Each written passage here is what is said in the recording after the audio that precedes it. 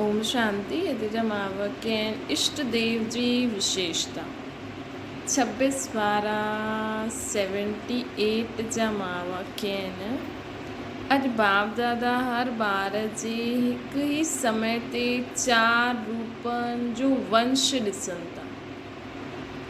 बाबा सम्झो 4 रूपन जो वंश ॾिसनि था।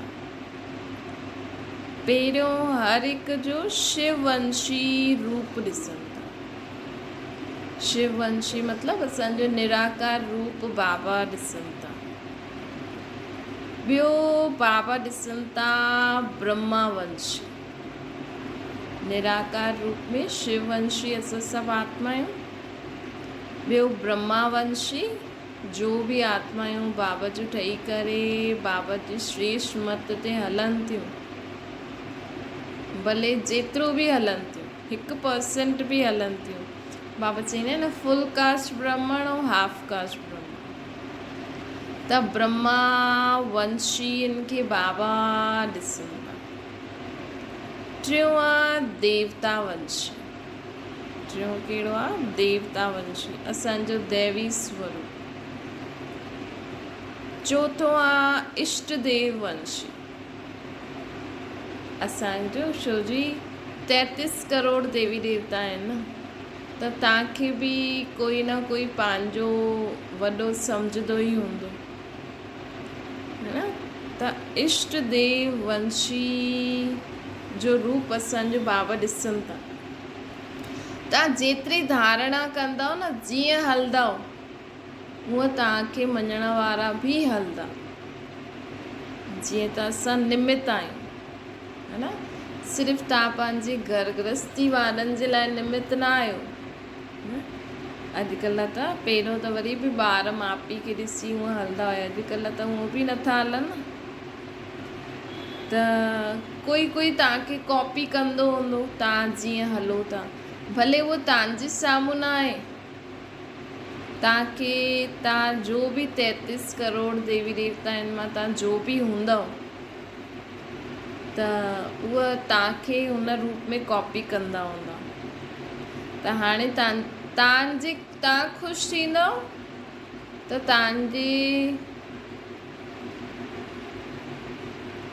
तव्हां ख़ुशि थींदव त तव्हांखे मञण वारा इष्ट सम्झण वारा बि ख़ुशि थींदा। तव्हां दुखी थींदव त उहो बि दुखी थींदा। त इन करे ॾिसो तव्हांजे केतिरा ॼणा तव्हांजे मोहल्ले में तव्हांजा संबंधी सभु ज्ञान ॿुधनि था। इहो न कोई मञे थो असां आत्मा ई आहियूं, असांजो पीउ परमात्मा आहे। नथो मञे न। तव्हां ई सम्झो आहे, तव्हां ई मञियो आहे, तव्हां ई भॻवान खे पहचानियो आहे। असां डायरेक्ट शिव बाबा खे यादि कंदा आहियूं, भॻवान खे डायरेक्ट। माण्हू त इनडायरेक्ट वे में कंदा आहिनि न, कंहिं न कंहिं देव देवी जे रूप में, तत्वनि जे रूप में, जानवरनि जे रूप में है न। लेकिन असां डायरेक्ट शिव बाबा खे यादि था करूं। तॾहिं असां 33 करोड़ देवी देवताउनि में ईंदा आहियूं। बाबा चईंदा आहिनि न कोई लास्ट मणको बि हुजे न त बि हुनजी बुद्धि एतिरी त सुठी आहे न। हुन मुंहिंजो बाबा त चयो अथई न, है न। हुन मुंहिंजो बाबा त चयो अथई। हिन करे असां 33 करोड़ में ईंदा आहियूं। हिन करे असां डायरेक्ट बाबा सां कनेक्शन जुड़ंदो आहे असांजो, चाहे 1 सेकेंड बि जुड़े। लेकिन असांखे असांजे हिसाब सां हलण वारी ॾाढी आत्मायूं थी वेंदियूं। हिन करे बाबा असांजो इष्ट देव वंशी बि ॾिसनि था।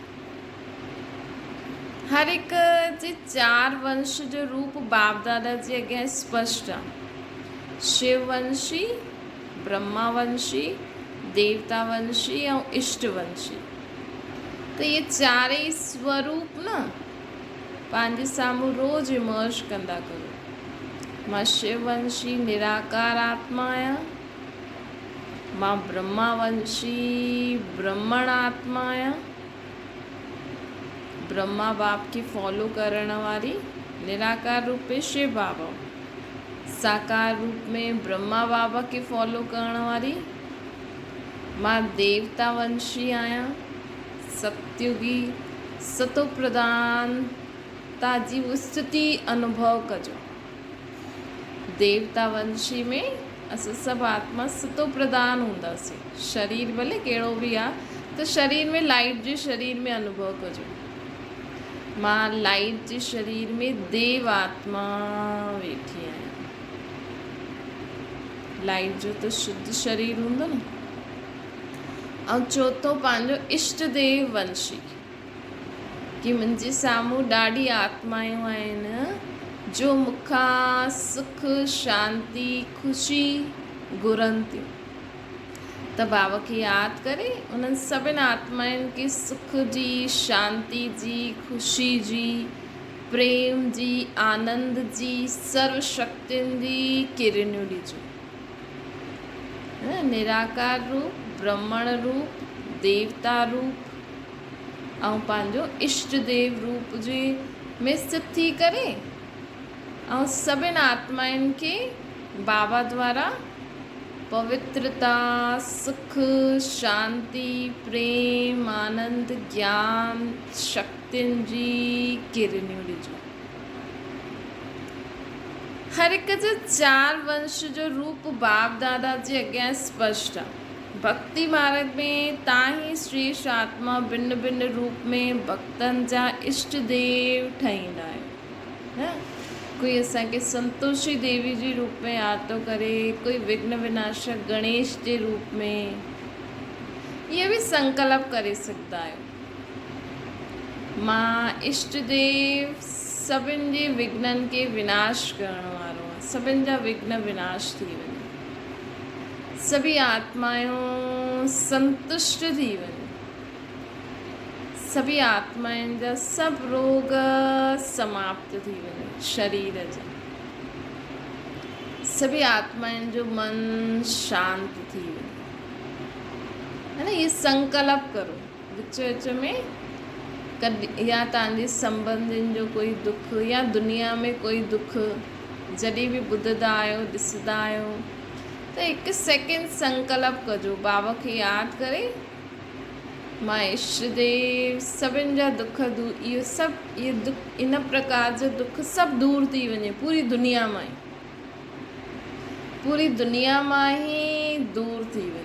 केॾी सुठी सेवा आहे न, घर वेठे जॾहिं बि टाइम मिले पंहिंजे इष्ट देव जे रूप में स्थित थी करे आत्माउनि जे दुख दूर करण जो सिर्फ़ु संकल्प करणो, बाबा खे यादि करे सिर्फ़ु संकल्प करणो, एकाग्रता सभु कुझु भुलिजी करे बाबा खे यादि करे संकल्प करो, सभिनि जा सभु दुख दूर थी वञे। हिन समय तव्हां सभिनि जा भक्त तव्हां इष्ट देविन व देव खे पुकारदियूं आहिनि न। कॾहिं ॾिठो आहे न भई मंदिर टिकाणे में, धार्मिक स्थाननि ते जॾहिं दुख हूंदो आहे त माण्हू कीअं भॻवान खे सॾु थो करे, पर उहे त भॻवान खे ॼाणंदा ई न आहिनि, असां त ॼाणंदा आहियूं न। उन समय उहो भॻवान खे पुकारनि न, त उन समय बाबा खे यादि करे त उन्हनि आत्माउनि खे शक्ति ॾींदा करो। है न, कोई तव्हांजे साम्हूं रोए त उन जे रोइण में असांखे बि दुख जे प्रभाव न अचे, ॿियो ई असां उन जा दुख दूर करूं, त तव्हां कहिड़े स्वरूप में उन जे अॻियां वेंदव? सुख स्वरूप शक्तिशाली मास्टर सर्वशक्तिवान स्थिति में स्थिति करे उन जे साम्हूं वञिजो, न त उहो रोईंदा त असां ते बि सेक न अची वञे, पोइ असां उन्हनि जी कीअं मदद करे सघंदासीं। है न, त इहे ई त सेवा आहे। ज़रूरी थोरी कि हर हिकु भाषण करे, हर हिकु मुरली ॿुधाए, हर हिकु सेंटर इंचार्ज ठहे, हर हिकु समर्पित थिए, जबकि घर गृहस्थी वारा त ॾाढी सेवा करे सघंदा आहिनि न। आए दिन उन्हनि खे कॾहिं काॾे हेॾे होॾे वेंदा आहियो, दुनिया में केॾे प्रकार जो दुख आहे, प्रैक्टिकल ॾिसंदा आहियो। बाबा खे यादि करे उन समय असां बाबा जी यादि में रहो त बि सुठो, त बि हुननि आत्माउनि खे जो शक्ति खपे उहो मिली वेंदी न। त बाबा चवनि था जीअं प्रत्यक्षता जो समय स्पष्ट ऐं समीप ईंदो न, वैसे तव्हां सभ जा देववंश था राजवंश इष्टवंश जी प्रत्यक्षता थींदी। जीअं जीअं समय समीप ईंदो हूअं हूअं असांजे देववंश अर्थात राजवंश ऐं इष्टवंश जी प्रत्यक्षता थींदी। इहो अनुभव कंदव कि असां ई इष्ट देव ठही करे अनेक भक्त आत्माउनि जी मनोकामना पूर्ण करण वारा आहियूं न। ईअं तव्हांखे अनुभव थींदो। अमृत वेलो उथी करे या शाम जो या ॾींहं जो कॾहिं बि फ्री आहियो न त बाबा जी यादि में रही करे इहे कमु कजो कि मां इष्ट देव सभी आत्माउनि जा दुख दूर करां थी। हिन संकल्प में बाबा खे यादि कजो, सभिनि जा दुख दूर थी वञनि, सभिनि जो मन शांति थी वञे, ईअं मन में संकल्प कजो। त बाबा चवनि था जीअं जीअं समय नज़दीक ईंदो असांजी स्थिति हिकु रस थींदी वेंदी, समय समीप ईंदो उहा उहा असां ई इष्ट देव ठही करे अनेक भक्त आत्माउनि जी मनोकामना पूर्ण करण वारा आहियूं।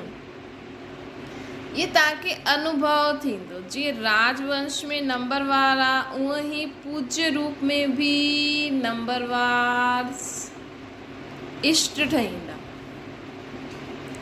पूज्य रूप में बि असां नंबरवार इष्ट ठहींदासीं। यादि आहे न मां कहिड़ो इष्ट आहे, कहिड़ी देवी जे रूप में असांजो पूजन थिए थो, है न। तव्हां चेक करो तव्हां में कहिड़ो गुण ऐं कहिड़ी शक्ति आहे। मतिलबु उहो गुण असां द्वारा माण्हुनि खे मिले थो। ऐं अगरि तव्हां सभु प्रकार जे गुण ऐं शक्तियुनि खे धारण कंदव न त तव्हांखे राधे कृष्ण जे रूप में पूजदा, है न। राधे कृष्ण जे अॻियां के शक्ति गुण जी न कंदा आहिनि, सिर्फ़ु उन्हनि खे ॾिसंदे ई मन प्रसन्न थी वेंदो न। जीअं संतोषी देवी आहे, विघ्न विनाशक आहे, महावीर हनुमान आहे, है न। लेकिन अंतिम स्वरूप कहिड़ो आहे? जीअं नवरात्रा में बि अंतिम स्वरूप मतिलबु लक्ष्मी, अपने पंहिंजे लक्ष्य खे धारण करण वारी पूरी परफेक्ट। त अगरि असां में सभु गुण सर्व शक्तियूं हूंदियूं त असांखे राधे कृष्ण लक्ष्मी नारायण जे रूप में पूजन थींदो असांजो। त बाबा चवनि था कि उन में कोई त हाणे असां कहिड़ा इष्ट आहियूं चेक कजो। अॼु मां कहिड़ो इष्ट आहियां अॼु ताईं। अॻियां पोइ पुरुषारत करे ॿियो असां करे ठही सघंदा आहियूं। कहिड़ी देवी जे रूप में मुंहिंजो पूजन थिए थो। असांजी भक्तमाला खे पंहिंजी भक्तमाला खे ॼाणंदा आहियो न। जो हाणे जी सेवा में सहयोगी साथी ठहींदा आहिनि उन्हनि में कोई राजवंश में ईंदो आहे, कोई प्रजा वंश में अची वेंदो आहे। बाबा जे कार्य में हाणे जो बि आत्मायूं आहिनि न बाबा जी यज्ञ में, अगरि स्वराज्य अधिकारी हूंदियूं त राजवंश में अची वेंदियूं, ऐं अगरि ख़ुदि जे ई कर्मेंद्रियनि जे अधीन हूंदियूं त प्रजावंश में अची वेंदियूं न। ॾाढो सहज उपाय आहे। अगरि तव्हां पंहिंजे मन बुद्धि संस्कारनि ते विजय प्राप्त करण वारा आहियो त तव्हां राजवंश में ईंदो। ऐं अगरि तव्हां मन बुद्धि संस्कारनि ते विजय न प्राप्त करण वारा आहियो त तव्हां प्रजावंश में अची वेंदो। त हिन समय सेवा जे सहयोग व नज़दीक जे साथी ऐं भविष्य जे रॉयल फैमिली व प्रजा ऐं भक्ति में इष्टवंशी व भगत। त हिन समय जा सेवा जे सहयोगी बाबा जे कार्य में कंहिं बि रीति जा सहयोगी आहियो। तव्हां रोज़ु बाबा खे यादि कंदा आहियो न, इहे बि बाबा जे कार्य में सहयोग आहे। त बाबा जी सेवा जी हिन समय जी सेवा जे सहयोगी नज़दीक जे साथी बाबा जा नज़दीक जा साथी मतलब ये ना जो सेंटर ऐं मधुबन में रहण वारा आहिनि, बुद्धि द्वारा जो हमेशह बाबा सां गॾु रहंदा आहिनि। तव्हां घर गृहस्थी में रही करे बि तव्हां बाबा बाबा चईंदा आहिनि न कि मूंखे बांदेलियूं ॾाढो यादि कंदियूं आहिनि। त हिते बुद्धि जी ॻाल्हि आहे। शरीर सां त कोई अगरि कोई सेंटर ते रहंदो बि हुजे लेकिन हुनजी बुद्धि में सॼो ॾींहुं ॿाहिरां जी लौकिक परिवार जी ॻाल्हियूं हूंदियूं त उते रहंदे हुए बि उहो बाबा जे नज़दीक न आहे, है न। बाबा जे नज़दीक केरु हूंदो आहे? जेको बुद्धि द्वारा बाबा सां गॾु हूंदो आहे। त बाबा चईंदा आहिनि, बाबा चवनि था कि हिन समय जो सेवा में सहयोगी आहिनि, नज़दीक जा साथी आहिनि, भविष्य जा रॉयल फैमिली वारा आहिनि, वह प्रजा ऐं भक्ति में त उहा जेका सेवा जा सहयोगी आहिनि न नज़दीक साथी, त उहो भविष्य में उन हिसाब सां रॉयल फैमिली, प्रजा ऐं भक्ति जा इष्ट ठहींदा, वह भगत बि ठहींदा। भक्ति मार्ग में असां शिव बाबा जा भक्त हूंदासीं न, पहिरियों त असांजी भक्ति शुरू कंदी।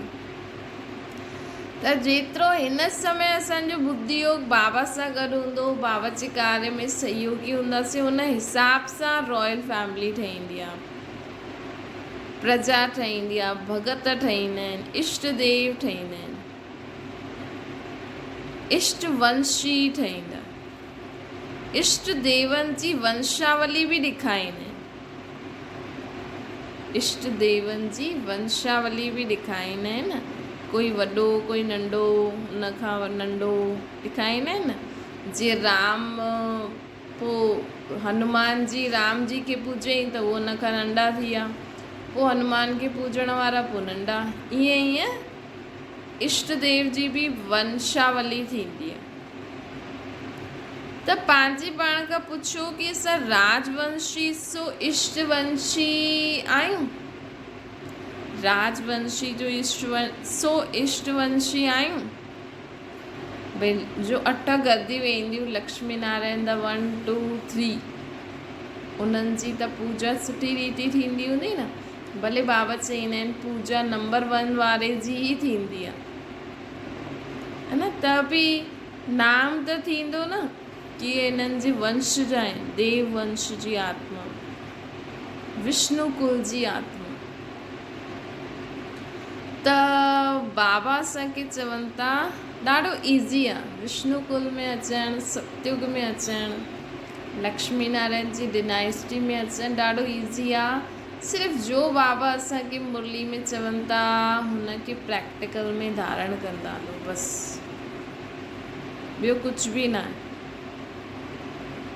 त बाबा पुछनि था कि के नंबर जा इष्ट आहियो। कोई इष्ट देव जी रोज़ जी पूजा थींदी आहे, कोई जी कॾहिं कॾहिं जी थींदी आहे, कोई जी नियम प्रमाण युक्ति युक्त रूप सां थींदी आहे, कोई जी जॾहिं आयो तॾहिं थींदी आहे, कोई जी ॾाढे धूमधाम सां वैराइटी वैभवनि सां पूजन थींदो आहे, कोई जी कॾहिं कॾहिं धूमधाम सां थींदी आहे, कोई जी भक्तमाला ॾाढी वॾी हूंदी आहे, अनगिनत संख्या जा भक्त हूंदा आहिनि, कोई जा ॾाढा थोड़ा भक्त हूंदा आहिनि। लेकिन ब्राह्मण वंशी जो सो राजवंशी नंढो व वॾो इष्ट देव ज़रूरु ठाहींदो, है न। जो ब्राह्मण ठाहींदो आहे न, ब्राह्मण सो राजवंशी, ब्राह्मण सो देवता जो बि ठाहींदा, है न। देवता कहलाइण वारा त सिर्फ़ु 16,108 ई हूंदा, है न। बाबा चईंदा न उते सभिनि खे न, लेकिन 33 करोड़ देवी देवता गायन आहिनि दुनिया में। उन हिसाब सां नंढा वारा बि जेका जो बि सत्य त्रेता में ईंदा उन्हनि खे जो 33 करोड़ देवी देवता आहिनि खे पूॼदा आहिनि, गायन, उन हिसाब सां उन्हनि जो नंबर लॻी वेंदो। लेकिन जो वॾा वॾा इष्ट देव हूंदा आहिनि न, इष्ट सो त उहे कहिड़ा ठाहींदा जो ब्राह्मण वंशी सो राजवंशी, फुल कास्ट ब्राह्मण अर्थात सब श्रीमत के पालन करण वारा, सो राजवंशी नंढो या वॾो इष्ट ज़रूरु ठाहींदो। त बाबा चवनि था त हाणे सभी भक्तनि जा इष्ट आहियो न, और सभिनि खां सहज ॻाल्हि आहे, अगरि तव्हां बाबा चईंदा आहिनि न ॾियण सां पंहिंजे में बि भरिजंदो आहे। जेतिरो तव्हां मन सां सेवा कंदव न, मन सां सेवा मतिलबु ॿियनि खे ॾियणु। असां संकल्प करो सभी आत्माउनि खे पवित्रता जो गुण धारण करण जी शक्ति मिले, सभी आत्मायूं सुख स्वरूप रहनि, सभी आत्मायूं शांत स्वरूप रहनि, सभी आत्मायूं प्रेम स्वरूप रहनि, सभी आत्मायूं आनंद स्वरूप रहनि, सभी आत्मायूं ज्ञान स्वरूप रहनि, सभी आत्मायूं सर्वशक्ति स्वरूप मास्टर सर्वशक्तिवान स्थिति में स्थिति करे रहनि। त हीअं करे असां अगरि संकल्प कंदासीं न सभी आत्माउनि जे लाइ बाबा खे यादि करे,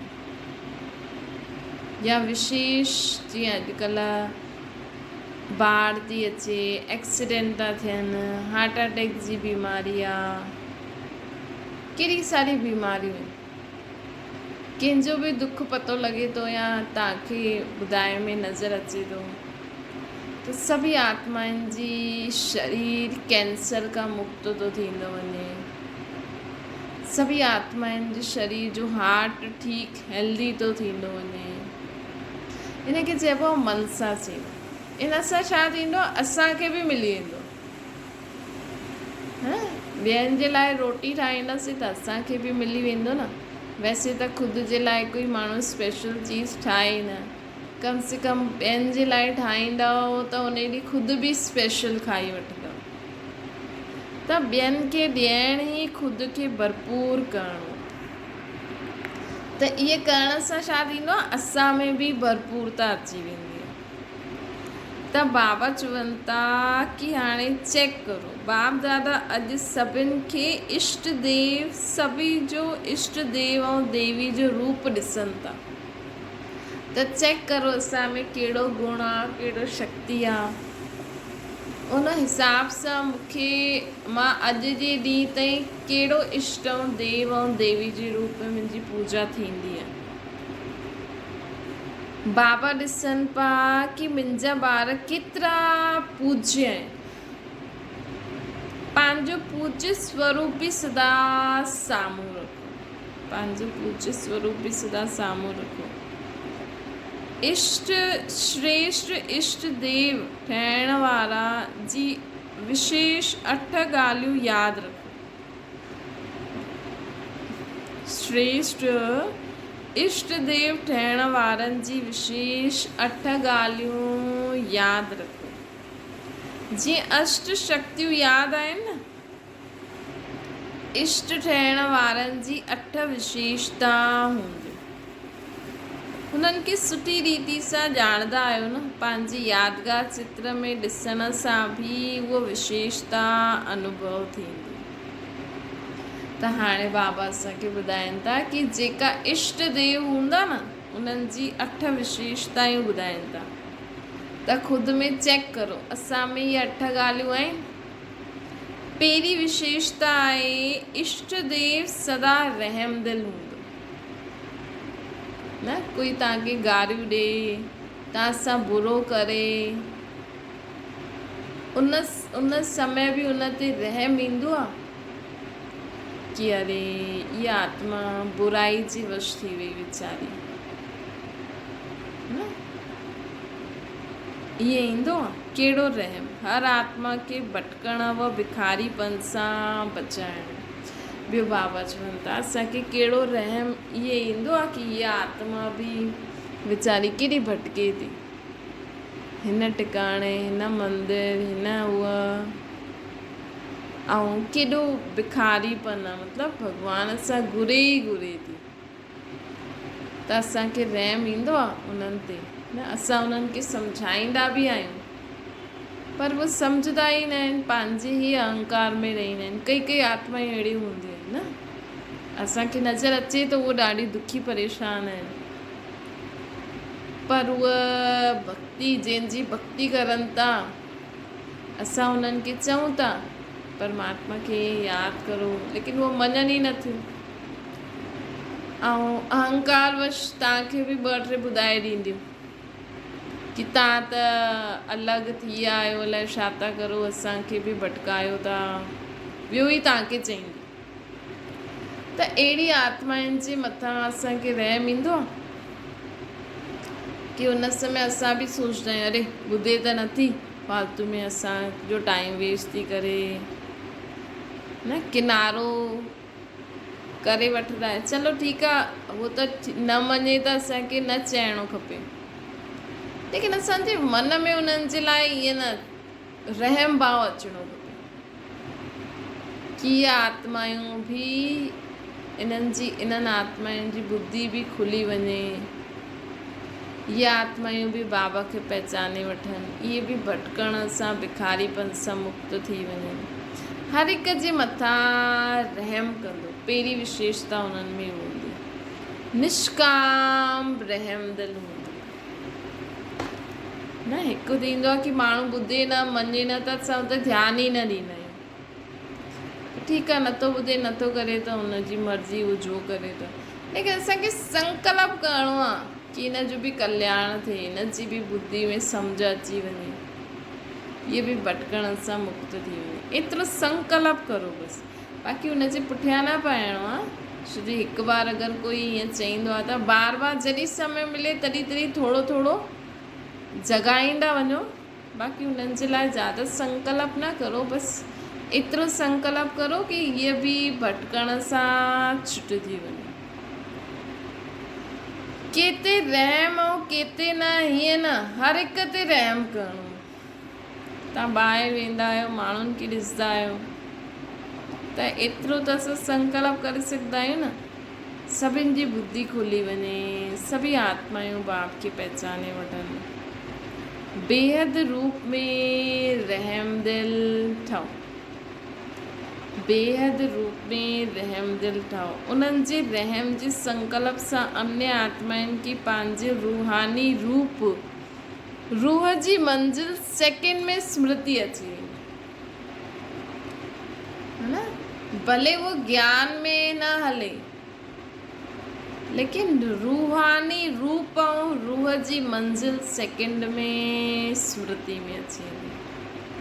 पंहिंजो आत्मिक स्वरूप ऐं मूंखे सतो प्रधान स्थिति ते पहुचणो आहे, पोइ भले वो कहिड़े बि धर्म में वॾी हुजे, ज़रूरी न आहे देवी देवता धर्म में अचे, है न। उहो भले पंहिंजे ई धर्म में वञी करे सुठो पाठ वॼाए, उनखे उहा स्मृति में अची वञे। उन्हनि जे रहम जे संकल्प सां भिखारी खे सर्व खज़ाननि जी झलक ॾेखारे मिली। तड़पती हुई आत्माउनि खे मुक्ति व जीवन मुक्ति जो किनारो व मंजिल साम्हूं ॾेखारे मिली। भटकती हुई आत्माउनि खे मुक्ति व जीवन मुक्ति जो किनारो व मंजिल ॾेखारे में ॾींदी। अहिड़ो रहम दिल हूंदो केरु, जो इष्ट ठहिण वारो हूंदो। इष्ट देव में इहा पहिरीं विशेषता हूंदी, रहम दिल जी, सर्व ते रहम दिल। उन्हनि जे रहम सां आत्मा खे पंहिंजो रूहानी रूप ऐं मंजिल नज़र अची वेंदी। उन्हनि जे रहम सां आत्मा खे सर्व खज़ाननि जी झलक ॾेखारे में ॾींदी, ज्ञान गुण शक्तियूं। उन्हनि जे रहम सां आत्मायूं मुक्ति जीवन मुक्ति जो किनारो व मंजिल उन्हनि खे साम्हूं ॾेखारे में ॾींदी। त अहिड़ो रहम दिल हूंदो। ॿी विशेषता उन्हनि में छा हूंदी, इष्ट देव आत्मा सदैव सर्व स्व जे दुख हरता सुख करता जो पाठ ॿुधाईंदी। सर्व जे इष्ट देव आत्मा सदैव सर्व जी दुख हरता सुख करता जो पाठ वॼाईंदी न, सर्व जा दुख हरण वारी सर्व खे सुख ॾियण वारो पाठ वॼाईंदी, ॿियनि जे दुख खे पंहिंजे दुख जे समान सम्झी सहन न कंदी।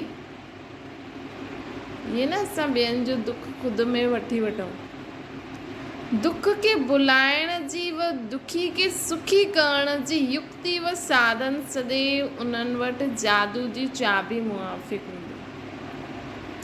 भई दुख खे कीअं भुलिजूं, दुखी खे सुखी करण जी युक्ति व साधन सदैव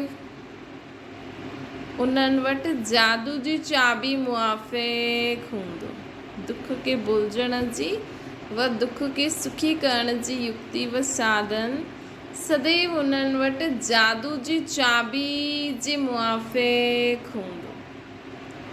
त एतिरी शक्ति आहे असां में, एतिरी असां में युक्तियूं आहिनि, साधन आहिनि कि कीअं असां दुखी माण्हू खे सेकेंड में सुख जो अनुभव कराए सघूं न। कॾहिं बि कोई माण्हू कंहिं ॻाल्हि जे लाइ दुखी आहे न, त उनखे न ॿी ॻाल्हि ॿुधाए करे उनजो माइंड डाइवर्ट करण जी कोशिशि करणु। कई बार उहे न मञंदा आहिनि, त असांखे उन्हनि खे पहिरियों आत्मिक शक्ति सां बाबा जी शक्ति उन्हनि खे ॾियणी आहे कि आत्मा बि दुख सां मुक्त सदा सुख स्वरूप आहे। न त माण्हुनि जो जीवन ई ख़राब थो थिए न। अॼुकल्ह त कोई बि अचानक शरीर छॾे थो छॾे, पोइ हुन खां पोइ त माण्हू खे लॻे थो जीअं असांजो जीवन ई ख़तमु थी, हाणे छा करूं असां। मतिलबु एॾी ज़िम्मेवारी ॿियूं त हूंदियूं आहिनि, चलो पंहिंजी न आहे, दुनिया में एॾा माण्हू आहिनि जंहिंखे मदद खपे, सहारो खपे, पर उन्हनि खे दुनिया में कुझु नज़र ई न ईंदो आहे। हुननि उहो ई पंहिंजो संसार ठाहे छॾियो आहे। चलो घर में जेतिरा बि आहिनि सभु संसार वारा आहिनि, लेकिन हिकु हली थो वञे त पूरो संसार ख़तमु थो थी वञे माण्हुनि जो। त ईअं असांखे दुनिया में जो आए दिन हले थो, त हिनखे परिवर्तन करण लाइ असांखे संकल्प करणो खपे। असांखे पॉज़िटिव सोचंदासीं न, पॉज़िटिव ॻाल्हाईंदासीं, त उहो वाइब्रेशन दुनिया में फैलंदा आहिनि, जंहिंसां माण्हुनि जी सोच परिवर्तन थी वेंदी है न। कोई माण्हू अगरि कंहिंजे शरीर छॾण खां पोइ हिकदमि हारजी वियो आहे, टुटी वियो आहे, त असां ईअं न चऊं हा वीचारी कीअं जींदी हाणे, न, असां ईअं न चऊं। हे चओ कोई ॻाल्हि कोन्हे न, कोई ॻाल्हि कोन्हे, जीवन आहे, इहे बि त कमु आहे न।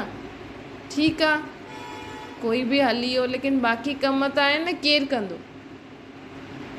असां बि ईअं सोचूं, असां बि ईअं मुख सां ॻाल्हायूं, असां ईअं न चऊं हा वीचारी कीअं हलंदी, वीचारी सां केॾो बुरो थियो, न। असां पॉज़िटिव थॉट्स, पॉज़िटिव ॻाल्हियूं मन सां कंदासीं न, त छा आहे जो इहो जो कमु आहे, इहो कमु न आहे छा। ईअं ई असांखे चइणो आहे कि ठीकु आहे, इहो थी वियो त थी वियो, हाणे इहे था करूं, कोई ॻाल्हि कोन्हे, छा वॾी ॻाल्हि आहे। छो जो हिक सां त थिए नथो, अॼुकल्ह त आए दिन कॾहिं बि कंहिंसां बि थी थो वञे। त हिन करे असांखे ॻाल्हि खे नंढो करे उनखे ख़तमु करिणो आहे, रूट चेंज करे असांखे जीवन खे अॻियां वधाइणो आहे। त इष्ट देव आत्मा सदैव सर्व जे दुख हरता सुख करता जो पाठ वॼाईंदी, ॿियनि जो दुख पंहिंजे दुख जे समान सम्झी सहन न कंदी, दुख खे भुलाइण जी व दुखी खे सुखी करण जी युक्ति व साधन उन्हनि वटि जादू जी चाबी मुआफ़िक़ हूंदो। त इहे असांखे चेक करिणो आहे, असां में आहे इहा विशेषता, न आहे त इहा विशेषता धारण करणी आहे असांखे। ॿियनि जो दुख सहन न करिणो आहे, उन्हनि खे बि भुलाइण जी, सुखी करण जी युक्ति व साधन अपनाइणो, ॿियो रहम दिल थियणो। टी विशेषता हूंदी, सदा संकल्प ॿोलूं कर्म में प्योरिटी जी पर्सनैलिटी ॾेखारे में ॾींदी। ॿी विशेषता कहिड़ी हूंदी उन में कि संकल्प बोल कर्म में प्योरिटी जी पर्सनैलिटी ॾेखारे मिली। संकल्प बोल कर्म में प्योरिटी जी पर्सनैलिटी मतलब हुनजो संकल्प भी सदा सर्व जे लाइ सुठा, बोल भी सुठा, कर्म भी सदा सर्व जे लाइ सुठा हूंदा। कोई भी विकार बुराई जी मिक्सचैरिटी न हूंदी। तेरी मेरी जी नाम मान शान जी मिक्सचैरिटी न हूंदी। चौथी ॻाल्हि आहे सदा स्वभाव में संस्कार में हलण में सिंपल लेकिन श्रेष्ठ ॾेखारे मिली।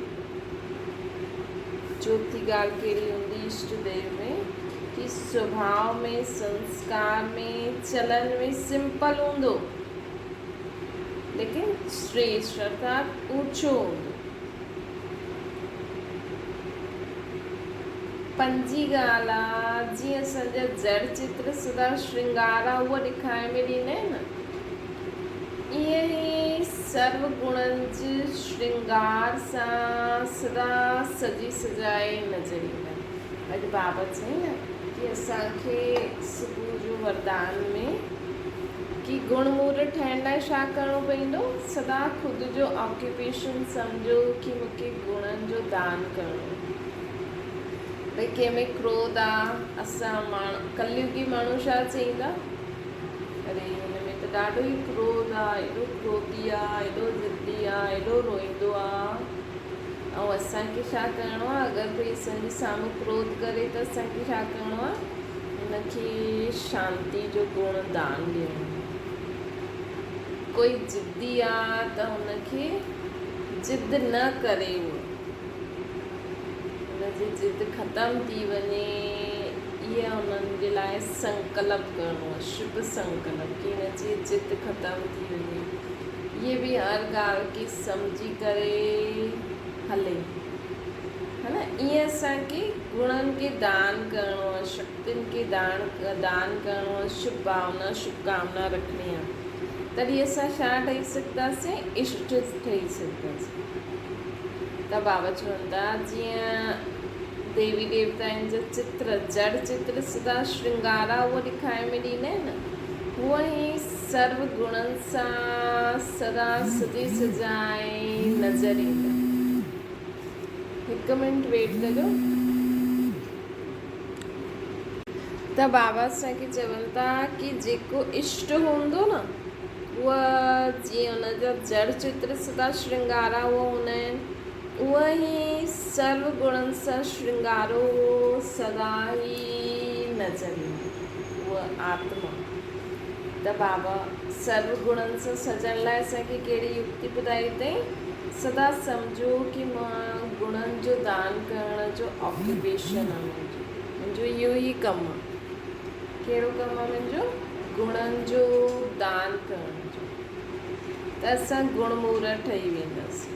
कोई हिकु गुण रूपी श्रृंगार बि घटि न हूंदो। त अॼु खां असांखे कंहिंजी कमी कमज़ोरी ॾिसी करे वर्णन न करिणो आहे, सोचणो न आहे, मन में न रखिणो आहे, बल्कि अगरि असांजे साम्हूं कोई कुझु बि अवगुण नज़र अचे थो कंहिंजो न, त तुरंत छा सम्झो कि मूंखे हिनखे फलानो गुण दान ॾियणो आहे। अगरि असांखे नथो सम्झ में अचे कहिड़ो गुण दान ॾियणो आहे त असांखे बाबा खे यादि करे इन आत्मा जो बि कल्याण थिए। इहा बि सुठा गुण धारण करे हले, बसि इहो जेको गुण हूंदो हुनखे मिली वेंदो। अगरि सम्झ में नथो अचे त न। छठी ॻाल्हि आहे इष्ट आत्मा जी फीचर्स सदा स्वयं बि कमल समान हूंदा। फीचर्स हुननि जा फीचर्स सदा स्वयं बि कमल समान हूंदा, ॿियनि जो खे बि कमल समान न्यारो प्यारो ठाहे ॾींदा। त हुननि जा फीचर्स कमल फूल समान कीअं रहंदासीं असां, जॾहिं असां मुंहिंजेपन खे ख़तमु करे सभु कुझु बाबा जो सम्झी करे हलंदासीं। सदा अगरि असांखे स्मृति रहंदी न मां अवतरित आत्मा आहियां, मां हिते अवतार वठी करे हिन शरीर में प्रकृति जे विच में वेठी आई आहियां। छो जी मूंखे हिते बाबा जी श्रेष्ठ मत ते कर्म करणो। कर्म त करिणो आहे, घर गृहस्थी जो ठाही आहे उहो त हलाइणी आहे, पर सिर्फ़ु मां आत्मा हाणे हिन शरीर में हिन दुनिया में छो आई आहियां? बाबा जी श्रेष्ठ मत खे धारण करे कर्म करण लाइ मां हिते आई आहियां। इहे सभु बाबा जो आहे। त जॾहिं असां इहे सम्झी करे कर्म कंदासीं, दुनियादारी में ईंदासीं, परिस्थितियूं ईंदियूं, दुख ईंदियूं, लेकिन उनखे कीअं पार करिणो आहे? बाबा जी श्रेष्ठ। त ईअं असां कमल समान ठही वेंदासीं, है न। कमल फूल त इष्ट आत्मा जे फीचर्स सदा स्वयं बि कमल समान हूंदा, ॿिए खे बि कमल समान न्यारो प्यारो ठाहे ॾींदा। त ॿिए खे बि असांजे फीचर्स जॾहिं असां ईअं हलंदासीं न, स्पेशली जो घर गृहस्थी में रहंदा आहिनि न, भई ॾिसो सेंटर वारी दीदियूं अगरि कंहिंखे चईंदियूं न त उन्हनि माण्हू चई बि ॾींदा कि तव्हांखे छा पतो, तव्हां त हिते अकेला वेठा आहियो न, मतिलबु तव्हांखे घर गृहस्थी थोरी आहे। हालांकि इहे बि गृहस्थी आहे, बाबा जी गृहस्थी आहे न। असां सभु भाउ भेण रीति हलंदा आहियूं न, सेंटर ते बि त ॻाल्हियूं थींदियूं आहिनि न। लेकिन जो घर गृहस्थी वारा आहिनि न, उन्हनि खे आहे न तव्हांखे ॾिसी करे ई परिवर्तन थींदा। त हिन करे ॾिसो, सेंटर वारी दीदी वटि जो ॿार हूंदा आहिनि, उहे सभिनि खां पहिरियों तव्हांखे ई त ॾिसंदा आहिनि न, तव्हांजे जीवन में परिवर्तन ईंदो, तव्हां में उहा ॻाल्हि ॾिसंदा, रूहानियत ॾिसंदा, हल्कोपन ॾिसंदा, हर्षित मुख ॾिसंदा, टेंशन फ्री स्थिति ॾिसंदा। तॾहिं त उहो सोचंदा न, अरे हिननि जे जीवन में त एॾी ॻाल्हियूं आहिनि, पोइ बि एॾा ख़ुशि आहिनि, पोइ बि हिननि जे चहिरे में केॾो हल्कोपन आहे, जीवन में केॾा ख़ुशि रीति हलनि था। ॻाल्हि छा आहे? तॾहिं त तव्हां खां पुछंदा, तॾहिं त तव्हां ॿुधाईंदा, तॾहिं त उहो चईंदा हलो असां बि हलूं था, कहिड़ो ज्ञान आहे ॿुधूं त सही। त घर गृहस्थी में बाबा जो ज्ञान वठी करे हलण ई एग्ज़ाम्पल ठही करे ॿियनि खे ज्ञान में लाहिणो आहे। दीदी दादियुनि वटि त पोइ वेंदा आहिनि, पहिरियों त तव्हांखे ॾिसंदा आहिनि न। त पहिरियों त घर गृहस्थी वारनि खे पंहिंजी चाल चलन में सदा हल्को रहणो आहे, सदा कमल फूल समान रहणो आहे। त बाबा चवनि था, इष्ट आत्मा जा फीचर्स सदा स्वयं बि कमल समान हूंदा, ॿिए खे बि कमल समान न्यारो प्यारो ठाहे ॾींदा। सच्ची ॻाल्हि आहे, इष्ट आत्मा सदा स्थिति में अचल अडोल हूंदी, आत्मिक स्थिति सदा अचल अडोल हूंदी। मतिलबु कोई बि ॻाल्हि थी वञे, लेकिन इष्ट आत्मा कॾहिं बि हलचल में न ईंदी। इष्ट आत्मा सदा अचल डोल रहंदी। जीअं मूर्ति खे स्थापित कंदा आहियूं, उहो चैतन्य मूर्ति सदा हिकु स्थिति में रहंदी आहे, हिलदी डुलदी थोरी आहे। हिकु बार मूर्ति खे जीअं स्थापन करे छॾियो, जीअं हुनजो मुख हर्षित मुख आहे, उहो उअं ई बीठी रहंदी आहे या वेठी हूंदी आहे। ऐं माण्हू सदा उन्हनि वटि वेंदा आहिनि त उहो ई मूर्ति, हा भई कपिड़ा श्रृंगार आदि चेंज थींदो, त असांजी आत्मिक स्थिति सदा हिकु रस रहे न। बाक़ी जो असां शरीर खे वस्त्र आदि पायूं था, या रोज़ रोज़ जो बाबा असांखे ज्ञान गुण शक्तियुनि सां श्रृंगारनि था, उहो वधंदा वञनि, लेकिन असांजी आत्मिक स्थिति सदा ई हल्की, हर्षित मुख, फ़रिश्ते समान। कोई बि असां वटि अचे, इहा ॻाल्हि थी, कोई ॻाल्हि कोन्हे। मतिलबु कंहिं माण्हू वटि माण्हू डिॼी करे वेंदो न, अरे हीअ ॻाल्हि थी वई, उहो छा चईंदो, वरी असांखे हीअं चईंदो, भारीपन हूंदो आहे। लेकिन कई माण्हू एॾा हल्का हूंदा आहिनि कि उन्हनि वटि सभु माण्हू ॻाल्हियूं खणी वेंदा आहिनि। उन्हनि खे पतो आहे इहे चिल्लाईंदा न, इहे गुस्सो न थींदा, इहे असांखे डांटदा न, इहे असांजे लाइ बुरो न सोचंदा, इहे बुरो भलो न चईंदा। त बाबा चवनि था ईअं असांखे असां इष्ट देव आत्माउनि में असांजी स्थिति सदा हिकु रस अचल लॾो रहणु खपे। ॾिसो बाबा केॾो सुठो एग्ज़ाम्पल ॾियनि था न कि जीअं मूर्ति खे हिकु बार स्थापन करे छॾियो त उहो उअं ई रहंदी आहे। वैसे असां चैतन्य मूर्तियूं बि सदा आत्मिक स्थिति सां हिकु रस रहूं। अठी ॻाल्हि आहे इष्ट आत्मा सदा सर्व जे प्रति संकल्प बोल में वरदानी हूंदी है न, वरदानी हूंदी। भई कोई बि अगरि कोई अशांत आहे, अगरि कोई गुस्सो थो करे त अगरि असां में इष्ट आत्मा जी क्वालिटी हूंदी न, त अगरि असां हुनखे चईंदासीं कोई ॻाल्हि कोन्हे शांत थी वेंदो, त उहो हुनजे लिए जीअं वरदान थी वेंदो, उहा आत्मा शांत थी वेंदी। ग्लानी व शिकायत करण जे मथां, ग्लानी व शिकायत करण वारनि जे मथां बि वरदानी हूंदी। ग्लानी करण वारनि जे प्रति बि वाह जा पुष्प जी वर्षा करण वारी हूंदी। हिन जे रिटर्न में इष्ट देव रूप में पुष्पनि जी वर्षा ज़्यादा थींदी।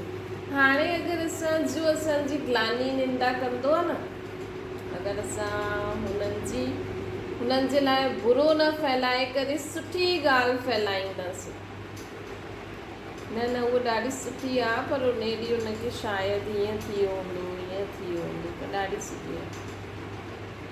तॾहिं ई अहिड़ी आत्मा भक्ति मार्ग में असांजी मूर्ति जे मथां पुष्पनि जी वर्षा कंदी। महिमा करण वारनि जी महिमा करणी त कॉमन ॻाल्हि आहे, लेकिन इष्ट आत्मा में कहिड़ी विशेषता हूंदी कि वो ग्लानी निंदा करण वारनि जे मथां बि, उन्हनि जे मथां बि रहम कंदी, उन्हनि जे लाइ बि एटलीस्ट बुराई न फैलाए न त अॼु कोई माण्हू अगरि कंहिंखे चई थो वञे न, त जेसि ताईं उहा फ़ोन करे करे माण्हुनि खे न ॿुधाए तेसि ताईं उनखे मज़ो ई न ईंदो। जेसि ताईं उहा सभिनि खे पंहिंजे फेवर में न खणी वठे कि हिन मूंखे हीअं चई, हीअं फलानो अहिड़ो आहे, हीअं आहे, मूंखे हीअं थी चए, केॾो टाइम वेस्ट, केॾो एनर्जी वेस्ट। इन जे कारण माण्हू अगरि शांती सां एकांत में वेही सोचे छा थींदो, असां लड़ी झगड़ी करे अलॻि थी वेंदासीं। अॼुकल्ह माण्हुनि में सहन शक्ति न आहे त माण्हू ख़ुदि खे मारे ई थो छॾे, परिणाम त कोई सुठो त आहे ई न। चलो हुन बि चई, तव्हां बि चयो, एटलीस्ट असांखे ॿियनि खे फैलाइणी न, है न। कई माण्हू ॿुधंदा आहिनि मां न ॿुधाईंदमि त उहो बि ॿियनि खे ॿुधाईंदी त मुंहिंजो नाम बदनाम थी वेंदो। हाणे तव्हां जो आहियो, जहिड़ा आहियो, माण्हुनि खे पतो आहे, जो बि माण्हू ग़लति इमेज खणी थो वञे त असां ग़लति थोरी आहियूं, है न। ऐं सर्वशक्तिवान बाबा असां सां गॾु आहे। अगरि तव्हां हुनखे न बि चईंदा, उहो तव्हांखे पागल बि चई वई, तव्हां त बि चुपचाप वेही रहियो, त बि पंहिंजे कम में कमु था करो, त बि तव्हां हुननि जे बारे में कुझु बि उल्टो सुल्टो नथा फैलायो, त छा थींदो हिन में? उहो सभिनि खे ॿुधाए थी फलानी पागल आहे, हीअं कंदी आहे, ऐं तव्हां चुपचाप वेठा आहियो, त छा थींदो? सभु माण्हू तव्हांखे सम्झा तव्हां सच्ची में पागल आहियो न। उहो ई सभिनि जॻह फैलाईंदी, ॿियो ई माण्हू हुनखे चईंदा, ॾिस तूं ईअं थी करे, उहो त वेही पंहिंजो आराम सां खाए थी पी थी करे न। त हिन करे असांखे कंहिंसां ॾिजणो आहे? जॾहिं भॻवानु ई असांजो पीउ आहे त असांखे दुनिया में कंहिंसां ॾिजणो आहे? माण्हू ज़्यादा से ज़्यादा दुनिया में भॻवान खां ई ॾिजंदो आहे न। कई माण्हू त भॻवान खां बि न ॾिजनि, पर उहो ई मुंहिंजो पीउ आहे, उहो ई मुंहिंजो टीचर आहे, उहो ई मुंहिंजो सतगुरु आहे, त मूंखे कंहिंजो डर न, मूंखे कंहिंजी परवाह।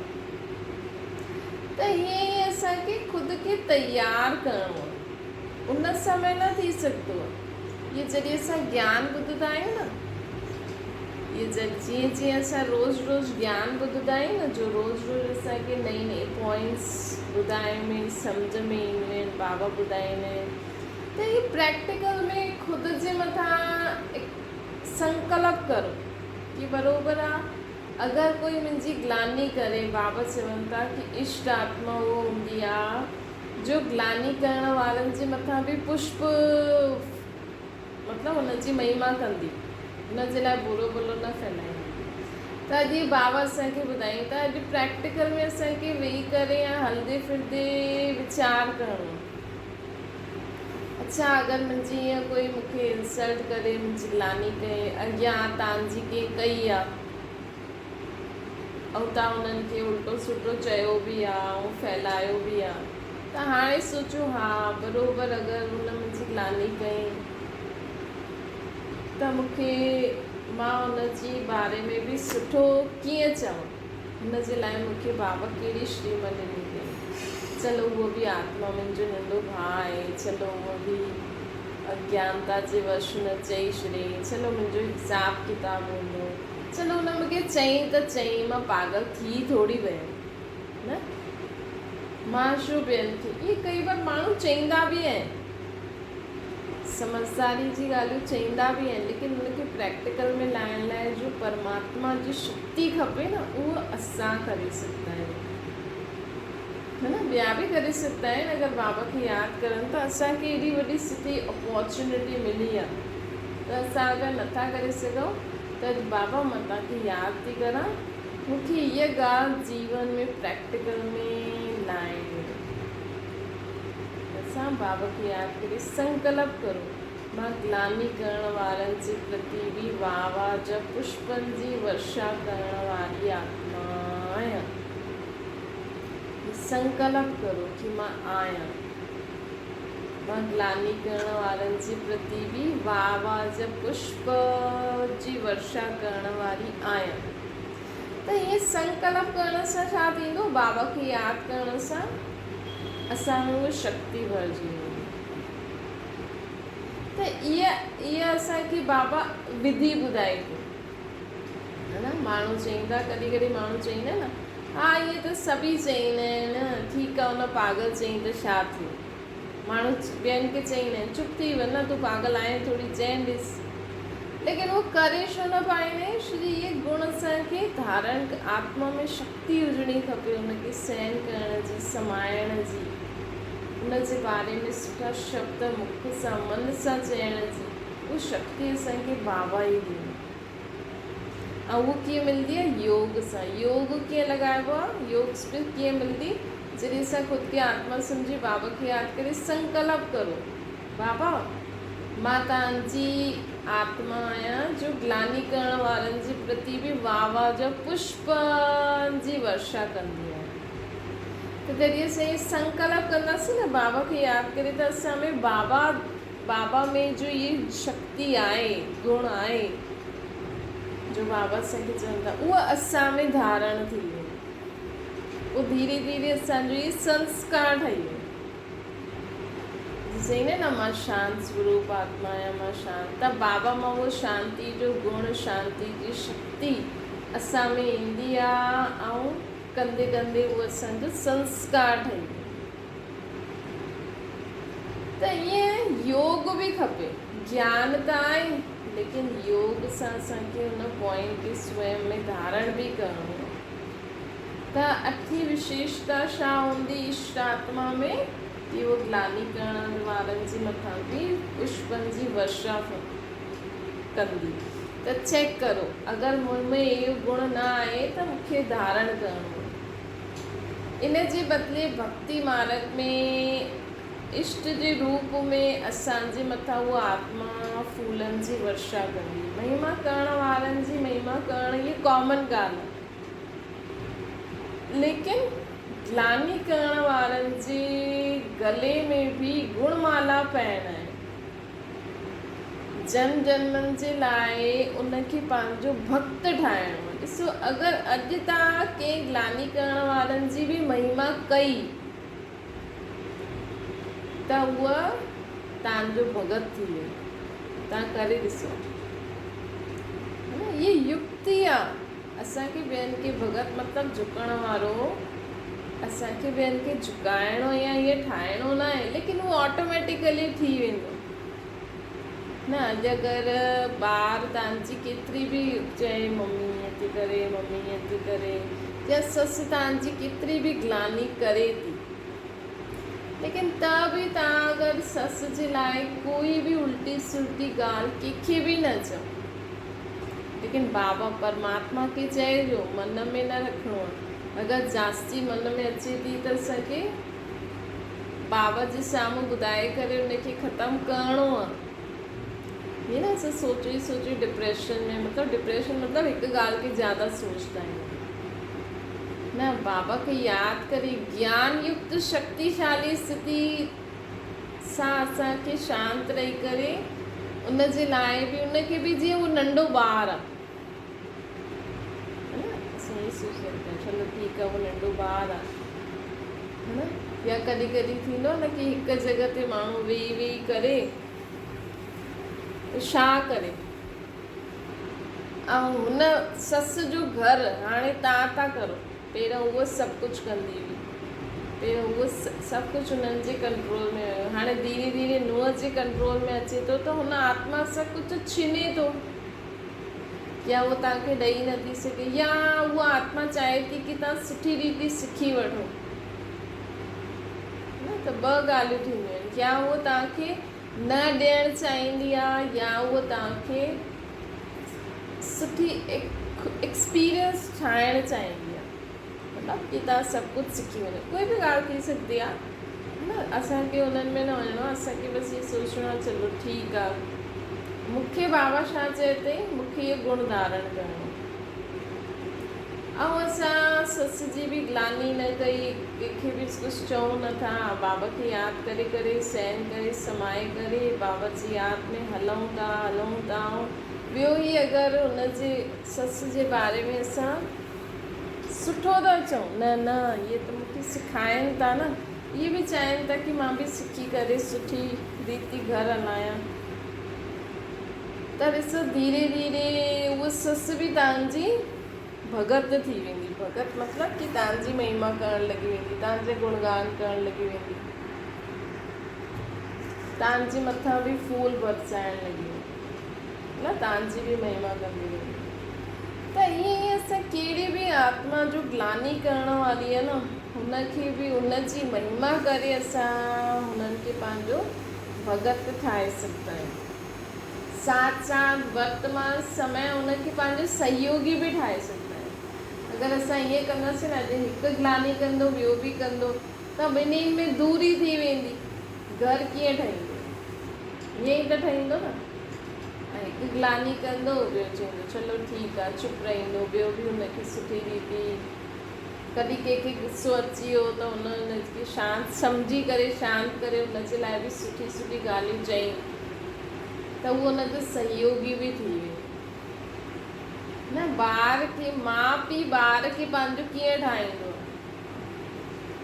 ईअं ई त ठाहींदो न, न त माउ बि डांटे, ॿार बि माउ खे कुझु उल्टो सुल्टो चए, ॿई हिक ॿिए खे ख़राबु चवनि त उन्हनि में डिस्टेंस अची वेंदो।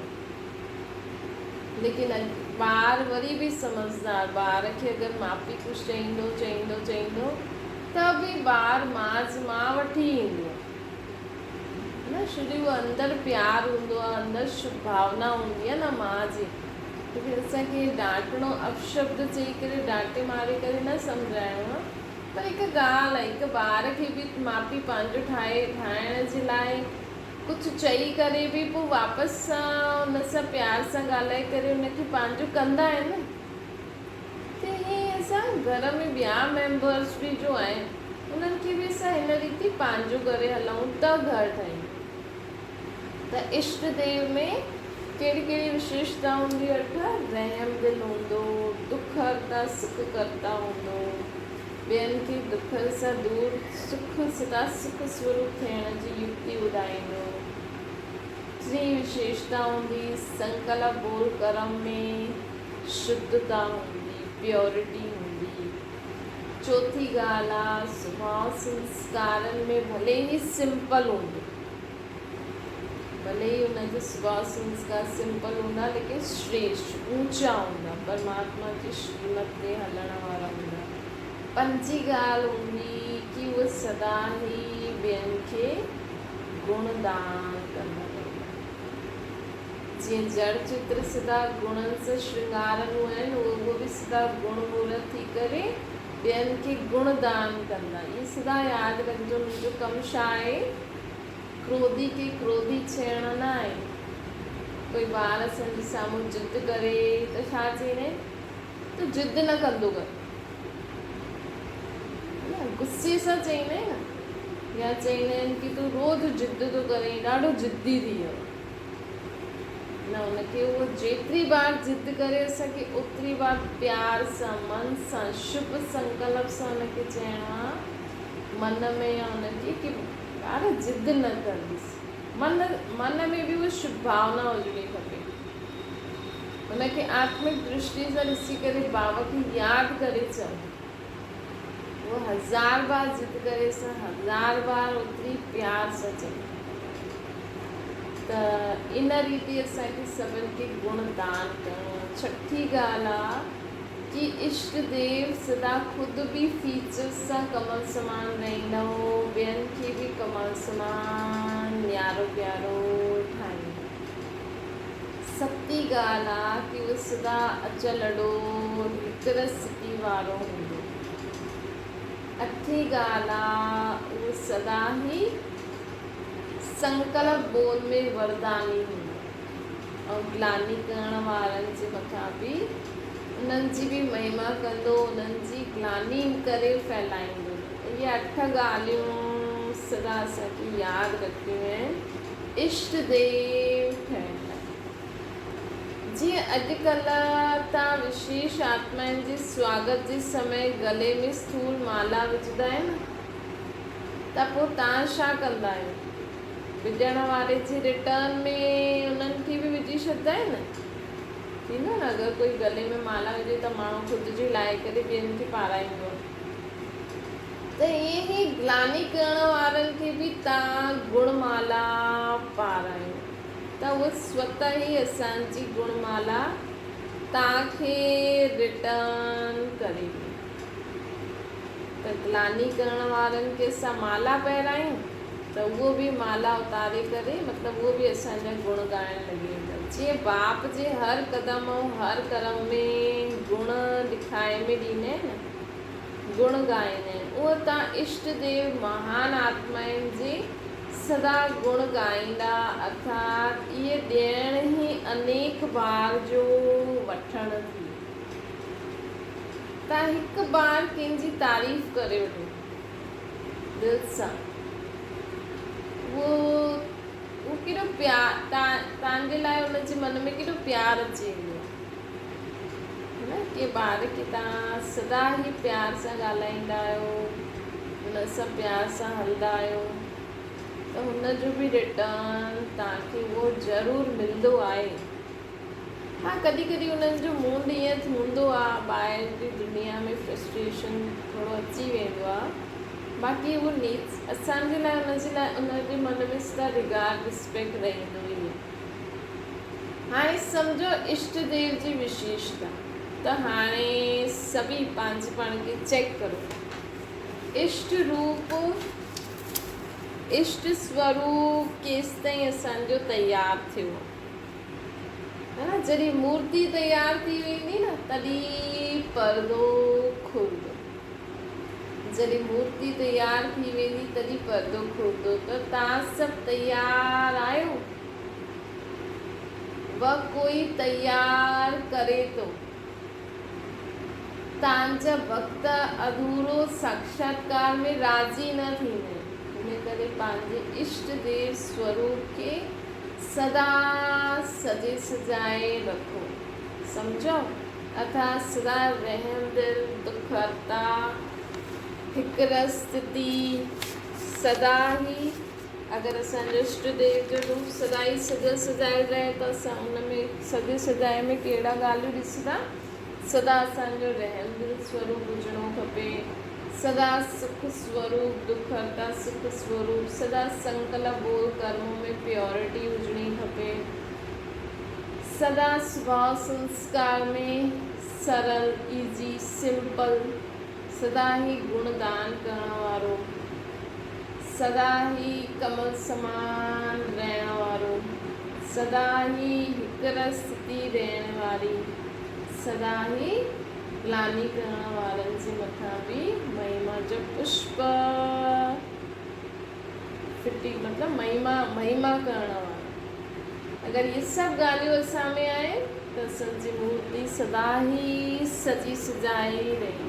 पोइ कॾहिं बि कोई बि आत्मा असांजे इष्ट देव रूप खे ॾिसंदो त उनखे उहो प्राप्ति थी।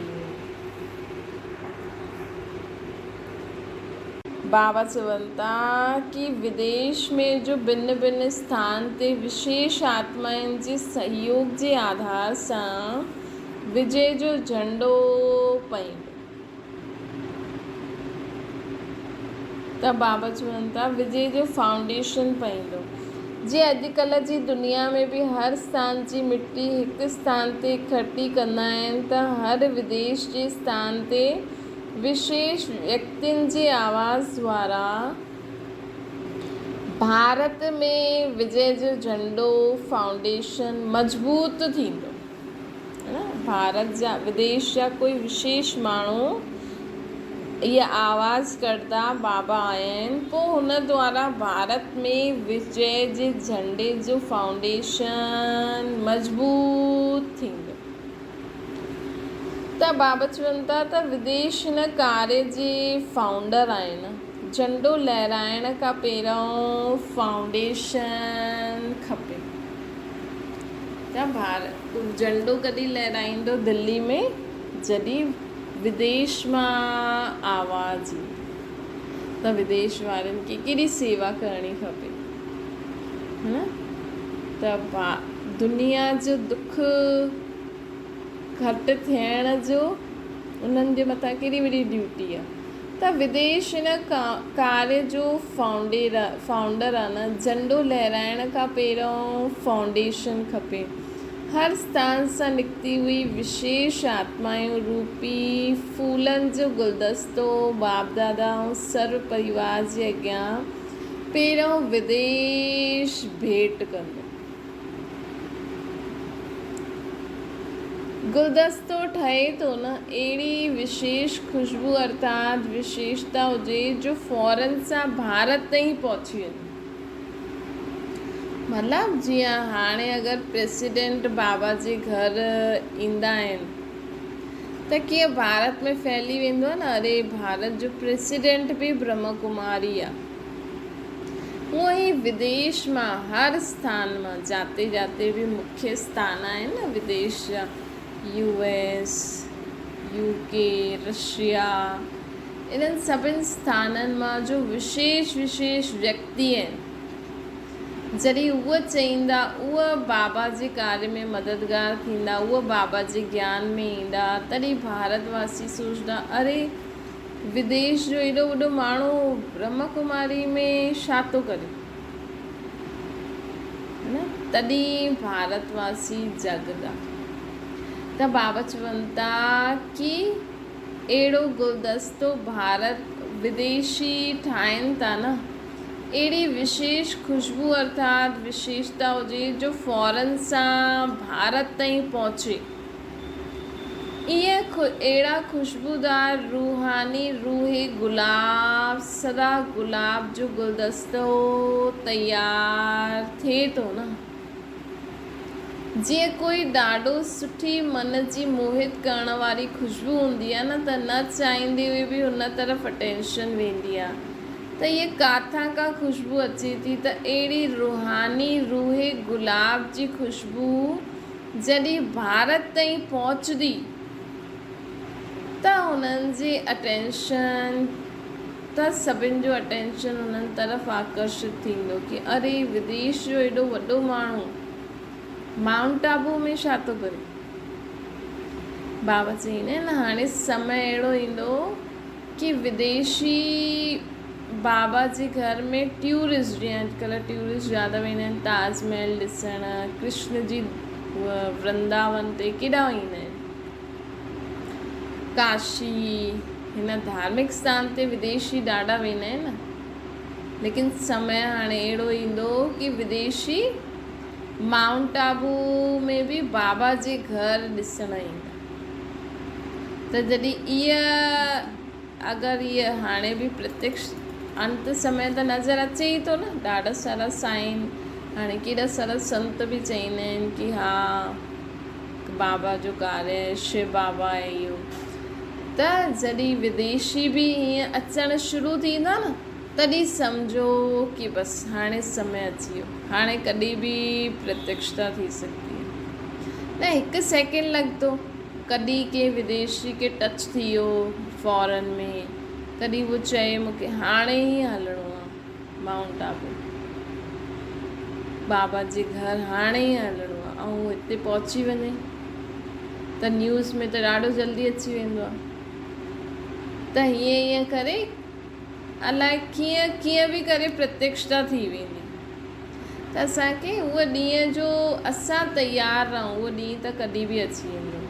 त बाबा चवनि था कि रूहानी रूहे गुलाब फूलनि जी ख़ुशबू जॾहिं भारत ताईं पहुचंदी, तॾहिं सभिनि जो अटेंशन पंहिंजी तरफ़ आकर्षित कंदा। सभु ढूंढदा कि ख़ुशबू किथां खां थी अचे, इन ख़ुशबू जो केंद्र किथे आहे। पोइ जॾहिं विदेश वारो भाई चईंदो कि हा सभु तरफ़ फैली वेंदो, भॻवानु आयो आहे, भॻवानु आयो आहे, त जेका न ॼाणंदा आहिनि माण्हू भई माउंट आबू में छा आहे, ईअं आहे, उहो त ढूंढदा न कि किथे आहे इहा, कीअं वञिबो आहे। लाइन बाबा चईंदा आहिनि न, आबू खां ओ ॾाढी वॾी लाइन, अंत में त ईअं थींदो। अच्छा, अहिड़े सदा सजी सजाई मूर्तियूं, राजवंशी सो इष्टवंशी सर्व आत्माउनि खे सदा श्रेष्ठ संकल्प द्वारा वरदान ॾियण वारा, सर्व आत्माउनि खे रहमदिल ॾेई मंज़िल ॾेखारण वारा, अहिड़ी महारानी वरदानी इष्ट देव श्रेष्ठ आत्माउनि खे बाप दादा जो यादि प्यार ऐं नमस्ते। असांजी बि बाप दादा खे यादि प्यार, गुड मॉर्निंग ऐं नमस्ते। दीदी जी सां बाबा ॻाल्हाइनि था। बाप दादा जो हिकु प्रश्न आहे, केरु महारथी जा संस्कार बाप समान ज़्यादा आहिनि, ऐं कोई जा विष्णु समान संस्कार ज़्यादा आहिनि। ब्रह्मा बाप समान ऐं विष्णु समान। कोई जी जन्म पत्री में आदि खां अंत ताईं स्थापना जे निमित्त ठहिण जो संस्कार आहे, ऐं कोई में पालना जो संस्कार। कोई चीज़ूं लाए सघंदो आहे, ठाहे सघंदो आहे, लेकिन उनखे पालना एॾी सुठी न करणी आहे। जीअं चईंदा आहिनि न भई हिनखे जन्म ॾिनो अथई, लेकिन पालना हिन कई अथई। त जन्म ॾियण बि वॾी ॻाल्हि आहे, त अॼुकल्ह ॿार जी पालना करण बि केॾी वॾी ॻाल्हि आहे। त बाबा चईंदा आहिनि कोई में ब्रह्मा जा संस्कार आहिनि, कोई में विष्णु जा संस्कार आहिनि। इन जो रहस्य छा आहे, इन ते रोहरियान करणो। त चेक कजो तव्हां ख़ुदि खे, मूं में ॿई संस्कार आहिनि या मां ब्रह्मा त आहियां, स्थापना त करे छॾंदी आहियां, कुझु बि ठाहे त छॾो, लेकिन उनखे पालना करण में ठीकु आहियां। त बाबा चवनि था ॿिन्हिनि जी विशेष, ॿई ही विशेष आत्मायूं आहिनि, लेकिन अंतर भी विशेष आहे। त ॿिन्हिनि में नंबर 1 केरु आहे? ब्रह्मा में जंहिंमें ब्रह्मा जा संस्कार आहिनि या जंहिंमें विष्णु जा संस्कार आहिनि, केरु नंबर 1 आहे? ऐं इन जो भविष्य सां गॾु छा संबंध आहे? वर्तमान ॿई जी विशेषता प्राप्ति छा आहे, ऐं ॿिन्हिनि जे पूजन में बि अंतर छा आहे न? वर्तमान में बि छा ॿिन्हिनि जी विशेषता आहे, ऐं ॿिन्हिनि जो पूजन बि कंहिं हिसाब सां थींदो आहे। अॼु बाबा चई न ब्रह्मा जी एॾी भुजायूं ॾेखारींदा आहिनि, त सुबुह जो मुरली में अॼु बि बाबा ब्रह्मा ऐं विष्णु जे बारे में ॿुधायईं त ब्रह्मा स्थापना जे निमित्त ठहींदो आहे, है न। मम्मा बाबा जी पाठशाला आहे, ईअं न थिए त विष्णु जी पालना करण लाइ दुनिया कीअं अचे। त ॿिन्हिनि जो पंहिंजी पंहिंजी जॻह जो महत्व आहे न, ऐं ॿिन्हिनि जो संबंध आहे। भई ब्रह्मा जी राति ब्रह्मा जो ॾींहुं, विष्णु जी राति विष्णु जो ॾींहुं, ॿिन्हिनि में जो कनेक्शन आहे, ॿिन्हिनि सां जो प्राप्ति थींदी आहे उहो वीचार कजो। ॿिन्हिनि जे पूजन में अंतर छा आहे। भई ब्रह्मा जो शरीर त पुराणो आहे, आत्मा पावन ठहे थी, ऐं विष्णु जा त ॿई ई पावन आहिनि, त पूजन में अंतर थी वेंदो आहे न। इन ते रोह रिहान करणी वॾी टॉपिक आहे न, त हिन ते अॼु सॼो ॾींहुं वीचार सागर मंथन कजो। ईअं बाबा जी मुरली में रोज़ु कोई न कोई पॉइंट असांखे ईंदी आहे। अगरि तव्हां हुन ते वीचार सागर मंथन कंदा रहंदव न, तव्हांजो व्यर्थ चिंतन आपे ई ख़तमु थी वेंदो, विघ्न आपे ई ख़तमु थी वेंदो। इन टॉपिक में पंहिंजो पूज्य रूप बि सम्झी सघंदा हो कि मां कहिड़ो रूप हूंदमि। मां ब्रह्मा जे रूप में मुंहिंजी ज़्यादा पूजा थींदी आहे या विष्णु जे रूप में। इहा भावना ईंदी जीअं हाणे असांजी कोई, जीअं हाणे तव्हांखे कोई तव्हांजे नाम सां सॾु कंदो आहे त झटि फील थींदो आहे न। ईअं जॾहिं असां वीचार कंदासीं न भई ब्रह्मा ऐं विष्णु जे बारे में, ऐं मां केरु आहियां जास्ती, त असांखे फील थींदो कि मूंखे सॾु था कनि। जीअं तव्हांजो देहिक नाम सॾु कंदा आहिनि त झटि फील थींदो आहे न मूंखे सॾु था कनि। इहे स्पष्ट भावना ईंदी असांखे। हाणे असां केॾो वॾो कार्य करूं था, लेकिन असां ख़ुदि वीचार न कंदा आहियूं न, त ख़ुदि जो एतिरो महत्व न ॼाणंदा आहियूं। अॼु ॾिसो घर गृहस्थी में जेको पीउ हूंदो आहे, कमाईंदो आहे, उहो सॼो ॾींहुं छा सोचंदो आहे कि मूंखे कमाइणो आहे। सभु सोचंदा आहिनि कि अरे हिनखे कमाइणो आहे। सभु हुन कमाइण वारे खे वॾे रूप में ॾिसंदा आहिनि, त हुन पीउ खे बि वॾोपन लॻंदो। वॾे ॿार खे सभु चईंदा अरे हिनखे त ॾाढी ज़िम्मेवारी, हिनखे घर खे संभालणो आहे, एॾा भाउ भेणनि खे संभालणो आहे, माउ पीउ खे संभालणो आहे। त जीअं वॾो भाउ ख़ुदि बि सोचंदो, सभु बि सोचंदा, त ख़ुदि खे वॾो सम्झंदो। त हूअं ई असां बि सोचूं कि ब्रह्मा जो छा पार्ट आहे, विष्णु जो छा पार्ट आहे, ऐं मां छा थी करां। त हुन हिसाब सां असांखे पंहिंजो महत्व सम्झ में ईंदो, भावना ईंदी कि हा इहे ब्रह्मा विष्णु मुंहिंजे लाइ था चवनि। अॼु त दिल्ली जो टर्न आहे न, दिल्ली में सभिनि जी चढ़ाई करणी आहे, दिल्ली ते सभिनि खे चढ़ाई करणी आहे न। दिल्ली जी धरनी जो खे प्रमाण ज़रूरु करिणो आहे। दिल्ली जो विशेष पार्ट में, विशेष स्थापना जे पार्ट में, ऐं बॉम्बे जो विशेष विनाश जे पार्ट में। दिल्ली विशेष पार्ट आहे स्थापना जे कार्य में, बॉम्बे जो विशेष पार्ट आहे विनाश में। बॉम्बे जो विशेष पार्ट आहे विनाश में। बाबा चईंदा आहिनि न कि बॉम्बे त वैसे ही समुद्र जे पासे में, सतयुग में थोरी हुई बॉम्बे, त बॉम्बे त ईअं ई हली वेंदी, समुद्र आहे न। कलकत्ता जो पार्ट आवाज़ फैलाइण जो सुठो सहयोगी रहंदो। दिल्ली में स्थापना जो पार्ट सुठो आहे, बॉम्बे में विनाश जो पार्ट हूंदो। कलकत्ता कंहिंजे लाइ मशहूरु आहे, आवाज़ फैलाइण लाइ। ॾिसो बाबा हर हिकु स्टेट के जो विशेषता हाणे ॾिसनि था, उहो भक्ति मार्ग में बि उन रीति हलंदी आई आहे। बॉम्बे मां ई अहिड़ी चीजूं निकिरंदियूं आहिनि न, आए दिन कोई न कोई चीजूं। अच्छा, दिल्ली छा कंदो हाणे?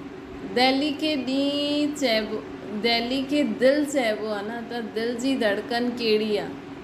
बाप दादा जी दिलि अर्थात स्थापना जी दिलि, त स्थापना जी दिलि जो छा हाल आहे? बाबा विशेष दिल्ली वारनि खे चवनि था, लेकिन निमित उहा आहे, लेकिन असां सभु सम्झूं तीव्र गति आहे या धीमी गति आहे? स्थापना जी दिलि जो छा हाल आहे? असां बि स्थापना जे निमित आहियूं न, त असांजी पुरुषारथ तीव्र गति में आहे या धीमी गति में? दिल्ली वारा जॾहिं विशेष वर्ग जी वैराइटी सर्विस करे गुलदस्तो तयारु करनि, तॾहिं चईंदासीं स्थापना जी तीव्र गति। मतिलबु गुलदस्तो मतिलबु बाबा चवनि था कि असां जेतिरी आत्माउनि जे संबंध संपर्क में ईंदा आहियूं, मिलंदा आहियूं, उन्हनि खे असां बाबा जो परिचय, बाबा जो ज्ञान, बाबा जी ॻाल्हियूं कंहिं न कंहिं रीति सां ॿुधाईंदासीं, त उहे आत्मायूं बि धीरे धीरे परिवर्तन थींदियूं। भले बाबा जो ठहनि न ठहनि, लेकिन कुझु परिवर्तन त ईंदो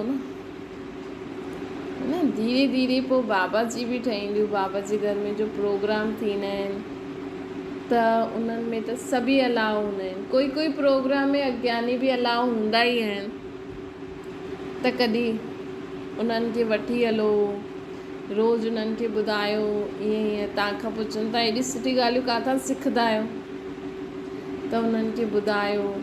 पोइ उन्हनि खे बि सेंटर ते हलो प्रोग्राम आहे, उते न वेंदा आहिनि न टिकाणे मंदर में, हलो लंगर आहे, ईअं त माण्हू वञे न, लंगर प्रोग्राम ते माण्हू वेंदो आहे। जंहिं ॾींहुं ब्रह्मा भोजन हुजे, प्रोग्राम हुजे, उन ॾींहुं वठी वञो, दीदी खां पुछी वञो।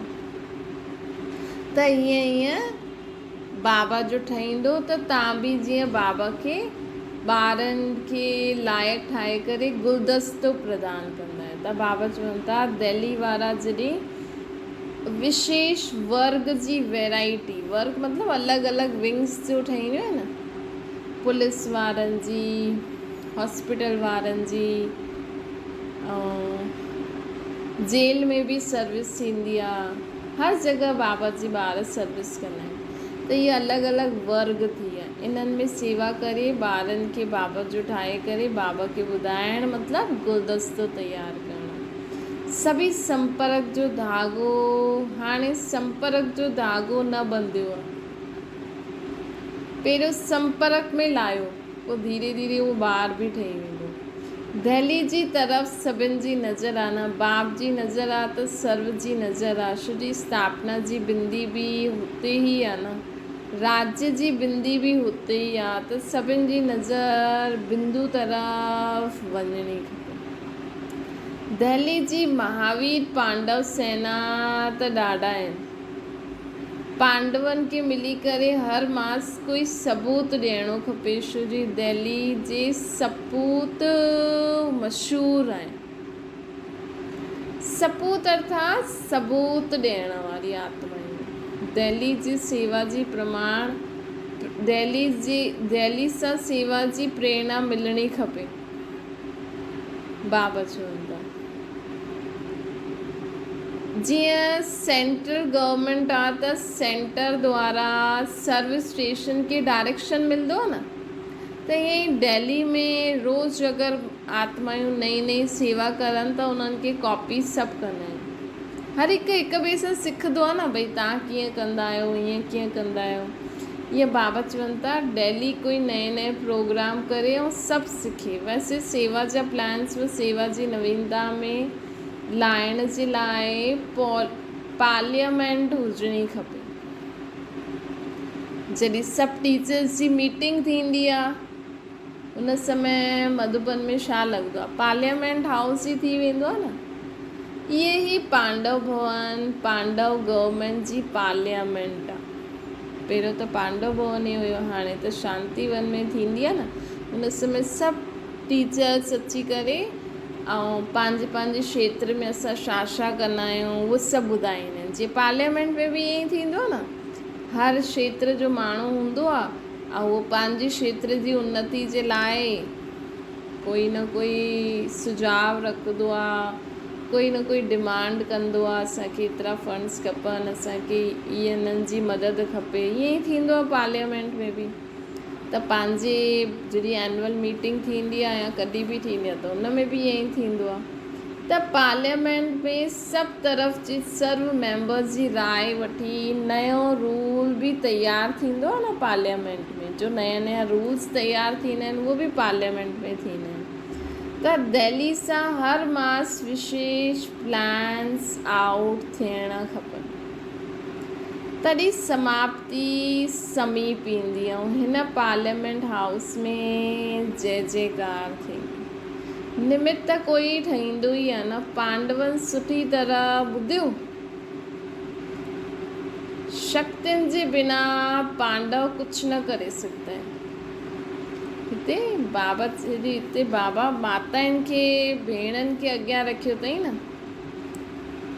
न त घर गृहस्थी में छा हूंदा आहिनि, पांडव ई कुझु कंदा रहंदा आहिनि, लेडीज़ खे ॿुधाईंदा न आहिनि। अॼुकल्ह त ॿुधाईंदा आहिनि, वैसे दुनिया में ईअं आहे, लेकिन बाबा जे घर में शक्तियूं अॻियां हूंदियूं आहिनि। शक्ति पांडवनि खे अॻियां रखे, पांडव शक्तियुनि खे अॻियां रखे, तॾहिं विष्णुपुरी स्थापना थींदी। विष्णुपुरी जी स्थापना में कंबाइंड पार्ट आहे न। घर गृहस्थी सतयुग में घर गृहस्थी कीअं हलंदी, टे जो इंटरफेयर न थींदो, सिर्फ़ु लक्ष्मी ऐं नारायण उहो ई पंहिंजी गृहस्थी कीअं हलाइणी आहे, छा करिणो आहे, उहो ई ॿई डिसाइड कंदा। त स्थापना जे कार्य में बि कंबाइंड जो कार्य हलण सां ई सफलता थींदी आहे। दिल्ली में प्लानिंग बुद्धि आहे, लेकिन हाणे गुप्त आहे। हाणे सभु पंहिंजी विशेषता रूपी अंगुली ॾियो। सर्व जी विशेषता जी अंगुली सां ई स्थापना जो कार्य संपन्न थींदो। विशेषता खे गुप्त न रखो, कार्य में लॻायो, लेकिन निष्काम। तव्हां में बि कोई विशेषता आहे त बि असांखे उनखे कार्य में लॻाइणो आहे, लेकिन निष्काम, बाबा जी सम्झी करे। त जीअं स्थापना में नंबर 1 दिल्ली रही, उअं ई विशेषताउनि जी गुलदस्ते में बि नंबर 1 ठहिणो। दिल्ली में सभु महारथियुनि जे सहयोग जे हथां, सर्व महारथियुनि जे सहयोग जो पाणी दिल्ली जी धरनी ते पियो। त ॾिसो, बाबा हर स्टेट खे पंहिंजी पंहिंजी विशेषता अनुसार, जीअं त बाबा वरदान था ॾियनि, पोइ हुते रहण वारी आत्माउनि खे बि उहो अनुभव थींदो आहे। दिल्ली जे फाउंडेशन में कोई महारथी रहियो न, सभु पाणी ॾिनो। हाणे सिर्फ़ु योग जी धूप खपे न। ज्ञान त असां में ॾाढो आहे, वरदान बि ॾाढा मिलियल आहिनि।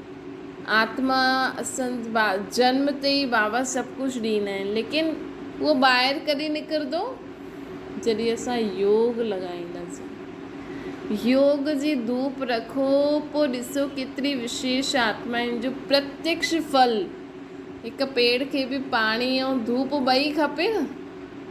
त उअं ई असां में पाणी त आहे ज्ञान जो, लेकिन हाणे बाबा जी यादि जी धूप मिलंदी रहंदी त असां में जो विशेषता आहियूं उहो प्रत्यक्ष थींदियूं। स्वतः ई असां वटि वठण लाइ ईंदा। पोइ माण्हू स्वतः ई असां वटि प्रत्यक्ष फल वठण लाइ ईंदा, मतिलबु असांजी मदद वठंदा। दिल्ली जी धरनी जी विशेषता ॾाढी आहे। पहिरियों त प्लानिंग पार्टी ठाहियो, जंहिंमें चारों ओर जे महारथी ऐं शक्तियुनि जो सहयोग वठो। सेवा जे प्रति समय दिल्ली में संगठन थियणो खपे। धरनी ते महारथियुनि जो इकट्ठो थियण ई स्थापना जे कार्य खे वृत्ति ऐं वातावरण सां समीप लाइण जो कार्य कंदो आहे। त समय प्रति ॾिसो, अॼुकल्ह कोई कीअं घर गृहस्थी जे लाइ सोचो, घर गृहस्थी में कोई अॼु कंहिंसां मिले थो, वॾनि खे कोई पुछे थो, तॾहिं त माण्हू एॾा अॻियां नथा वधनि। त बाबा चवनि था, ॾिसो, बाबा यज्ञ खे अॻियां वधाइण लाइ छा चईंदा आहिनि कि अॼु बाबा चवनि था दिल्ली में वॾे जेका बि सेंटर आहिनि, वॾा ॿार आहिनि बाबा जे घर में, हर जॻह खां इकट्ठा थींदा तॾहिं त कुझु नवीनता राय सलाह थींदी, त कुझु नयो निकिरंदो न। ईअं ई असांखे घर गृहस्थी में बि संबंधियुनि सां वॾा वॾा सां मिलनि। जे पहिरियों मिलंदा हुया त कोई न कोई नयो नयो कमु कंदा हुया, हिक ॿिए जी मदद कंदा हुया। अॼुकल्ह सभु पंहिंजे पंहिंजे घर में ई आहिनि, कोई कंहिंखे वॾो सम्झे ई नथो, हर चए थो मां वॾो, हर हिकु चए थो। त उन्नति हुन हिसाब सां नथी थिए न अॼुकल्ह। त इन करे बाबा चवनि था जॾहिं वॾा वॾा ॿार हिकु साथ मिलंदा आहिनि तॾहिं ई कार्य वृद्धि खे पाईंदो आहे, चाहे लौकिक चाहे अलौकिक। जीअं मधुबन चरित्र भूमि आहे, मिलन भूमि आहे, बाप खे साकार रूप में अनुभव कराइण वारी भूमि आहे। ईअं ई सेवा जी धरनी दिल्ली जी धरनी सेवा खे प्रत्यक्ष रूप ॾियण जे निमित्त आहे। तॾहिं दिल्ली सां आवाज़ निकिरंदो। हाणे सभु बुद्धि खे में इहे संकल्प तॾहिं उत्पन्न थींदो कि जो कुझु करे। हाणे सभिनि जी बुद्धि में संकल्प तॾहिं उत्पन्न थींदो कि जो कुझु करूं था, जो हले थो, उन सां कुझु थियणो न आहे। हाणे सभु सहारा टुटण लॻी आहिनि दुनिया वारनि में। सभिनि खे लॻे थो न कि जो कुझु करूं था कुझु थिए ई नथो, जेतिरी भक्ति था करूं ओतिरो दुख थो थिए। हाणे सभु सहारा टुटण लॻी वेंदा। हिन करे अहिड़े समय ते यथार्थ सहारो हाणे जल्दी ढूंढदा। हाणे माण्हू तव्हां वटि ईंदा, छो जी हाणे सभिनि जॻह शक्ति ख़तमु थी वेंदी न, भक्ति में बि शक्ति ख़तमु थी वई आहे। लेकिन असां ॿारनि में ॾिसंदा, अरे हिननि जे चहिरे में त एॾी रौनक आहे, एॾी ख़ुशी आहे। पोइ तव्हां वटि सभु ईंदा, मांगदा तव्हां सां अहिड़ी नई ॻाल्हि कोई ॿुधायो। ऐं आख़िरी में चारों तरफ़ भटकण खां पोइ बाप जे सहारे जे अॻियां सभु मथो झुकाईंदा। सम्झो त सिर्फ़ु सेंटर्स ते न वेंदा। बाबा छो चईंदा आहिनि गली गली में हर घर में मुंहिंजा ॿार हुजे, पाठशाला हुजे। छो जी सभु सेंटर मधुबन थोरी पहुची सघंदा, दिल्ली थोरी पहुची सघंदा। त हिन करे हाणे समय अहिड़ो अचिणो आहे कि सभु मंदिर टिकाणा न वेंदा, तव्हां वटि ईंदा। छो जी असां वटि जो शक्ति आहे न, उहा अंत में उन्हनि खे अनुभव थींदी। त सभु बाबा जे अॻियां अर्थात बाबा जे ॿार जो असांजो बाबा जी शक्ति वठी करे ॿियनि खे ॾींदासीं त असां द्वारा उहो बाबा जे अॻियां मथो झुकाईंदा।